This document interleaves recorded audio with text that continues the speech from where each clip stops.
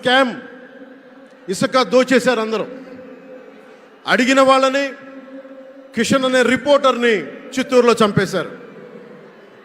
ఇక law and order దృష్టికి వస్తే ఆంధ్రప్రదేశ్ హైయెస్ట్ గాంజా క్యాపిటల్ అయిపోయింది.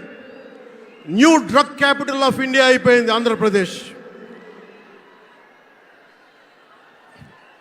రాజ్యసభ హోంశాఖ సహాయ మంత్రి శ్రీ అజయ్ కుమార్ మిశ్రా గారు 2019 ఒక ప్రశ్నకి సమాధానంగా 2019-2021లో 30,196 ఆడవాళ్ళు అదృశ్యమయ్యారని చెప్పి స్వయాన రిపోర్ట్ చేశారు. 7,918 మంది 18 ఏళ్లలోపు యువతులు, 22,278 మంది 18 ఏళ్ల దాటిన యువతులు. దీనికి ఒక్క స్పందన లేదు ఈ ప్రభుత్వం నుంచి. ఒకవైపు ఆత్మనిర్భర్ భారత్గా, సెల్ఫ్ రిలయంట్ భారత్గా ఎక్కడి నుంచో విదేశాల నుంచి వచ్చిన సంస్థలు భారతదేశానికి వస్తుంటే ఆంధ్రప్రదేశ్కి రావాల్సిన సంస్థలు పారిపోతూ ఉన్నాయి. 2,200 కోట్ల పెట్టుబడితో సంస్థ హైదరాబాద్ తరలిపోయింది. Amar Raja, Franklin Templeton, Reliance Electric unit ఇవన్నీ ఈరోజు వెళ్ళిపోయినాయి ఆంధ్రప్రదేశ్ నుంచి. పారిశ్రామిక ప్రగతి ఒకప్పుడు 2019లో 10.24% ఉండగా ఈ రోజున -.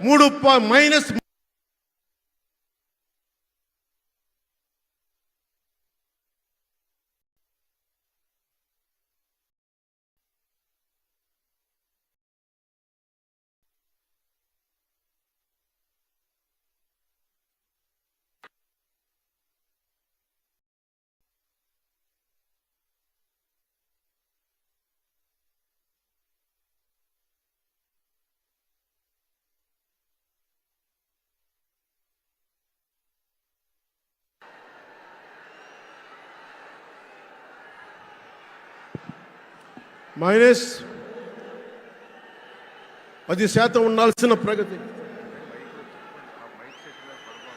దయచేసి మీరు అందరూ మైక్ సెట్ మీద పడకుండా దూరంగా వెళ్ళండి. అందరూ దయచేసి మీ ఉత్సాహం రాష్ట్రం వైపు చూపించండి, దేశం వైపు చూపించండి. మైక్ సెట్ మీద పడితే మనకి మాట్లాడటానికి ప్రధానమంత్రి గారు విలువైన మెసేజ్ ఇస్తారు.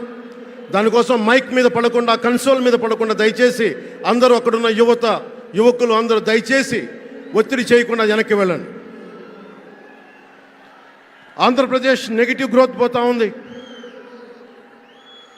మా మీద తెలుసు, వైజాగ్లో ఇన్సిడెంట్లు కానీ ప్రతిపక్ష నాయకుల మీద ఎలాంటి దాడులు చేశారో, బీజేపీ కార్యకర్తల్ని పొట్టల్లో కత్తులు గుచ్చి పేగులు బయటికి తీశారు వైసీపీ నాయకులు.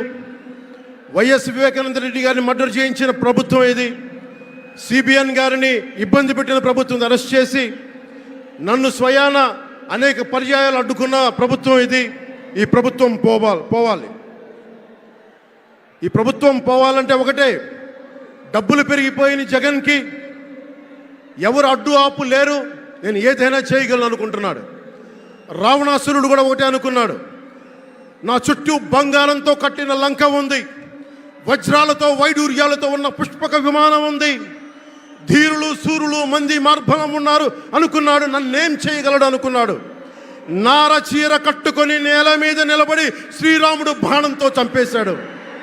రాష్ట్రాన్ని రావణ కాష్టం చేసిన అయోధ్యకే రాముణ్ణి తీసుకొచ్చిన శ్రీ మోదీ గారు ఇక్కడ ఉంటే, రాష్ట్రాన్ని రావణ కాష్టం చేసిన చిటికిని వేలంత రావణాసురుణ్ణి తీసేయడం అంత కష్టమా?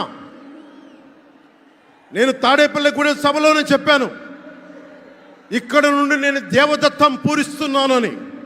అర్జునుడు పూరించిన శంఖం దేవదత్తం అంటే, నేను దేవదత్తం అన్నాను కానీ పాంచజన్యం అనలేదు. అది పూరించాల్సింది ద్వారకలో ఉన్న శ్రీకృష్ణుడే. అక్కడి నుండే మోదీ గారు పాంచజన్యాన్ని వచ్చిన మోదీ గారు, గుజరాత్ ద్వారక నుంచి వచ్చిన శ్రీ మోదీ గారు ఈ కురుక్షేత్ర యుద్ధం కోసం పాంచజన్యాన్ని పూరిస్తారు. ఇక్కడ జరగబోయే ఎన్నికల కురుక్షేత్రం, ఈ యుద్ధం ఫలితం ధర్మందే విజయం, పొత్తుదే గెలుపు, కూటమిదే పీఠం. ధర్మందే విజయం, పొత్తుదే గెలుపు, కూటమిదే పీఠం. జై హింద్.